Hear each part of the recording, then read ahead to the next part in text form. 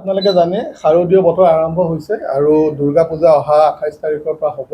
গতিকে হোজাই জিলাত যথেষ্টখিনি পূজা হয়, প্ৰায় 450তকৈ অধিক পূজা হ'ব।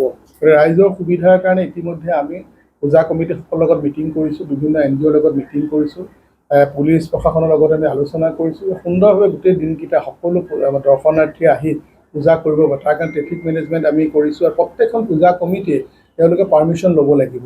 আৰু পাৰ্মিশ্যন ল'বৰ কাৰণে তেওঁলোকে যিহেতু টেম্পৰেৰী পেণ্ডেল হ'ব, পেণ্ডেলৰ ফিটনেছ, তাত থকা ইলেক্ট্ৰিকেল ফিটনেছ, তেওঁলোকে অগ্নি নিৰ্বাপনৰ ব্যৱস্থা ৰাখিব লাগিব আৰু ভলণ্টিয়াৰ নিয়োগ কৰিব লাগিব, চাফিচিয়েণ্ট লাইট লগাব লাগিব, অল্টাৰনেটিভ লাইটৰ ব্যৱস্থা ৰাখিব লাগিব। সকলোবিলাক সামৰি পেলাই তেওঁলোকে এখন SOP জাৰি কৰা হৈছে, যিখনৰ মাধ্যমে তেওঁলোকে আহি চক্ৰ বিষয়া কাৰ্যালয়ত এপ্লাই কৰি তেওঁলোকে পাৰ্মিশ্যন পাব।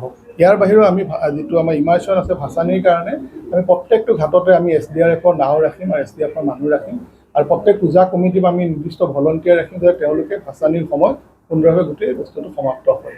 মই ৰাইজক এটাই গুহাৰি জনাম যে পৰাপক্ষত ওচৰ চুবুৰীয়াবিলাকে গাড়ী চাড়ী লৈ বেছি ওলাই আহিব নালাগে। পিছতবিলাক দূৰ দূৰণিবিলাকৰ কাৰণে পাৰ্কিঙৰ ব্যৱস্থা কৰা হৈছে আৰু শৃংখলাবদ্ধভাৱে যদি পাৰ্কিং কৰে তেতিয়াহ'লে পাৰ্কিং লৈ পেলাই বৰ আমনি নহয়, নহ'লে গোটেই উৎসৱটো নষ্ট হৈ যায় যান জঁটৰ হেৰিতে। গতিকে আমি যিমানখিনি পাৰোঁ যান জঁটৰ কাৰণে ব্যৱস্থা আমি কৰি আছোঁ, ৰাইজৰ সহায় সহযোগিতা লাগিব। আমি ৰিগাৰ্ডিং আমি পূজা 11 বজালৈকে আমি ৰাখিব দিছোঁ, কিন্তু আপোনাৰ মাইক্ৰফোন 10টা বজালৈকে তেওঁলোকে